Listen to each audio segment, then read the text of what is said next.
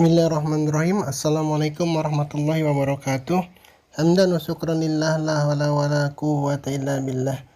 Sahabat sejati yang Allah muliakan, teriring doa semoga pagi ini dalam keadaan sehat lahir batin, dalam keadaan tidak kurang satu apa. Bersyukur kita kepada Allah atas segala nikmatnya, nikmat iman, nikmat Islam yang merupakan nikmat terbesar, dan satu lagi nikmat yang sering kita lupakan, yang hampir tidak pernah kita syukuri adalah bahwa Allah telah menjadikan kita sebagai sosok makhluk yang bernama manusia. Dengan dijadikannya kita sebagai makhluk yang bernama manusia ini, kemudian kita layak disematkan sebagai makhluk yang mulia, fi ahsani taqwim, penciptaan yang paling bagus, yang paling sempurna dibandingkan makhluk Allah lainnya. Ada beberapa hal yang kemudian menjadikan kita manusia lebih baik atau dimuliakan Allah dari makhluk-makhluk lainnya. Setidaknya ada 4 hal mendasar yang menjadikan kita layak disebut makhluk yang mulia. Yang pertama adalah bahwa manusia dikaruniai akal. Akal adalah sebuah instrumen, sebuah fasilitas dari Allah yang tidak diberikan kepada makhluk lainnya. Dengan akal inilah kemudian manusia bisa mengenali siapa penciptanya. Dengan akal inilah kemudian manusia bisa memilih dan memilah mana yang baik, mana yang benar, mana yang buruk, dan mana yang bagus. Dengan akal inilah kemudian manusia juga bisa berkembang biak, mempertahankan hidupnya, memproduksi karya yang kemudian menunjang setiap kehidupannya. Dengan akal ini kemudian manusia menciptakan dalam tanda kutip berbagai alat-alat, berbagai mesin seperti komputer dan lain sebagainya. Inilah akal yang hanya diberikan Allah kepada manusia sebagai salah satu syarat kemuliaannya. Itu yang pertama. Yang kedua, manusia disebut makhluk yang mulia karena manusia diberikan rasa malu. Rasa malu merupakan baju kita, penutup aurat kita, yang kemudian dengan rasa malu ini melindungi kita dari hal-hal yang akan membukakan aib kita, membukakan keburukan-keburukan kita. Dengan rasa malulah kemudian kita terproteksi untuk berbuat jahat. Dengan rasa malulah kemudian kita terproteksi, terlindungi untuk berbuat semena-mena, berkata seenaknya, kemudian berprasangka buruk, dendam, benci, kemudian juga tega, kemudian tidak punya empati, kemudian juga sombong, takabur, dan lain sebagainya. Dengan rasa malu inilah kemudian kita terlindungi dari hal-hal tersebut, yang dengannya manusia berhak mendapatkan kemuliaan. Kemudian yang ketiga adalah bahwa manusia disebut makhluk yang mulia karena manusia dibekali syariat. Syariat seperti sholat, zakat, puasa, menunaikan ibadah haji merupakan sarana yang menunjang kesempurnaan kita sebagai manusia. Salat, inna salata tanha anil fahsya'i wal munkar. Dengan salat inilah kemudian kita terproteksi dari perbuatan keji dan munkar. Dengan zakat inilah kemudian kita menjadi lebih baik, karena zakat berfungsi untuk membersihkan lahir batin kita, mensucikan harta kita, mensucikan jiwa kita dari hal-hal yang mungkin mengotorinya. Kemudian juga yang keempat, manusia layak disebut dengan makhluk yang mulia karena manusia punya amal ibadah. Hanya manusia yang kemudian setiap aktivitasnya dicatat oleh Allah. Ketika dia berbuat baik, maka dia akan mendapatkan imbalan yang kita sebut pahala. Kemudian ketika kita berbuat menolong orang lain misalnya, maka itu pun menjadi tabungan kebaikan kita. Ketika kita berderma, ketika kita menjalankan kebaikan, ketika kita bertenggang rasa, ketika kita berempati kepada orang lain, semuanya akan bernilai ibadah di sisi Allah Subhanahu wa taala.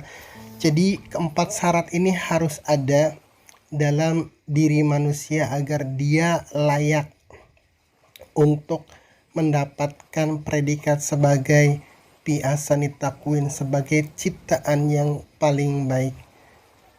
Di sisi lain, ada 4 hal pula yang akan merusak dan merongrong kemuliaan manusia, yang jika kita tidak aware, yang jika kita tidak mawas, maka sangat boleh jadi kemuliaan kita akan rusak atau bahkan hilang dari dalam diri kita.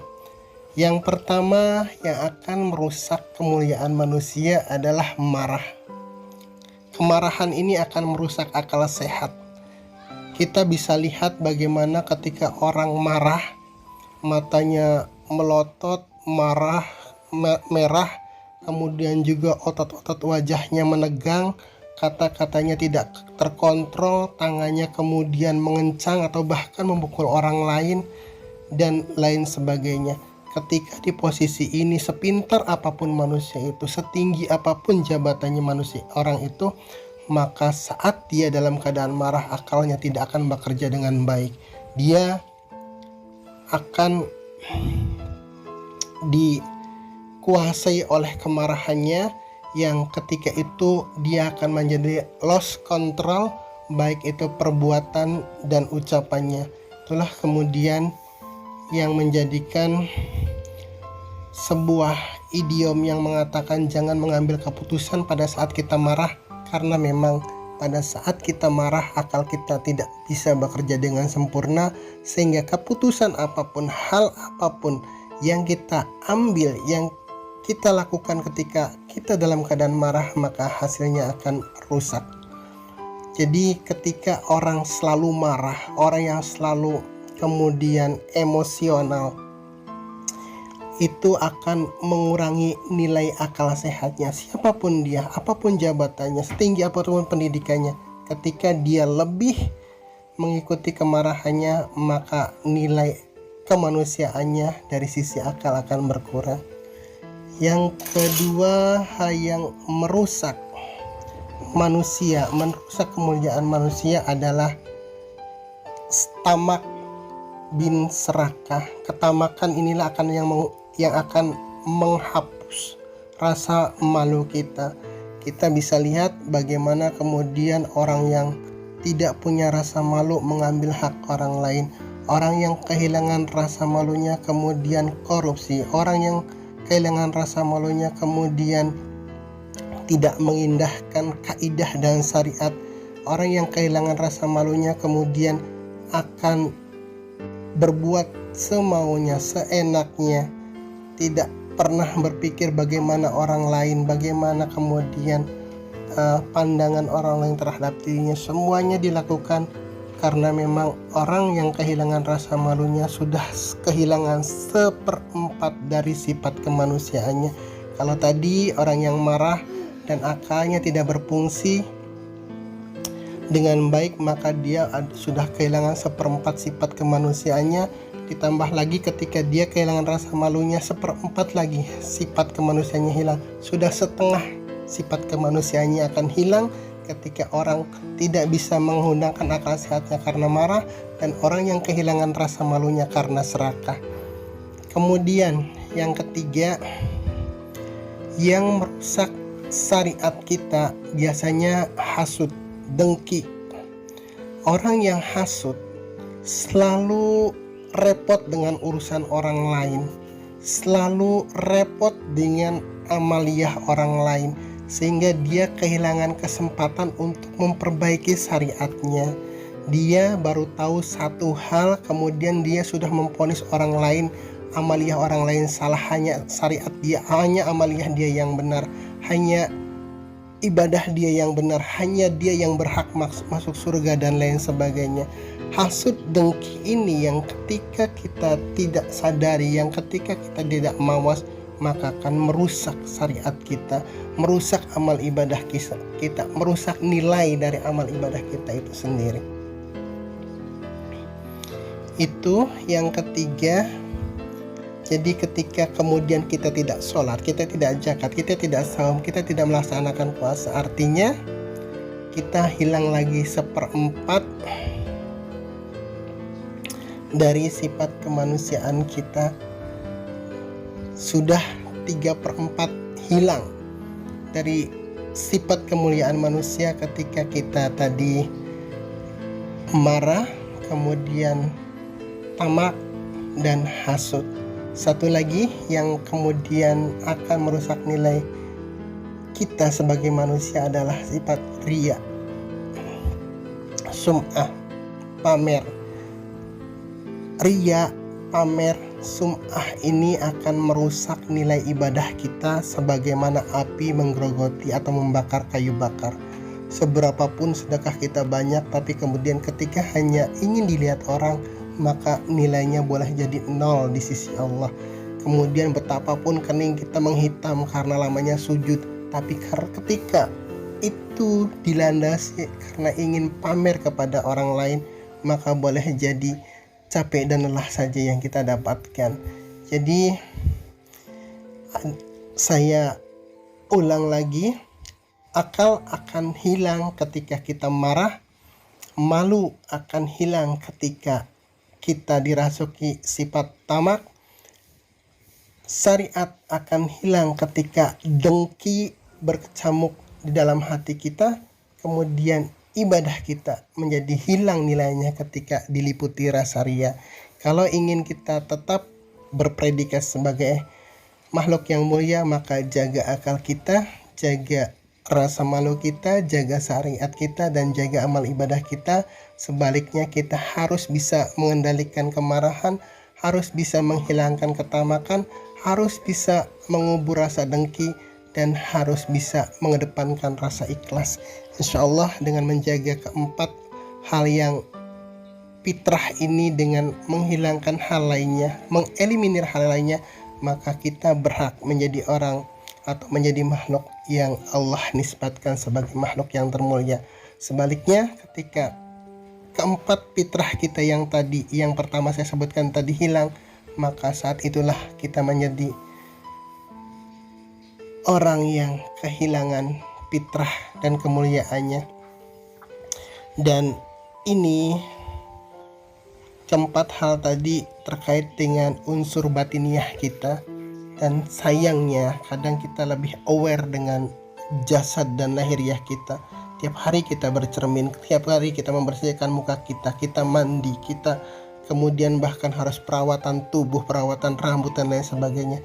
Tapi kadang kita lupa, hati kita tidak pernah kita rawat, hati kita tidak pernah kita bersihkan, hati kita tidak pernah kita kemudian perhatikan. Kalau jasad kita, lahiriah kita sekolahkan dari taman kanak-kanak sampai sarjana, sampai S3, pernahkah kita tahu sudah kelas berapa hati kita sekarang?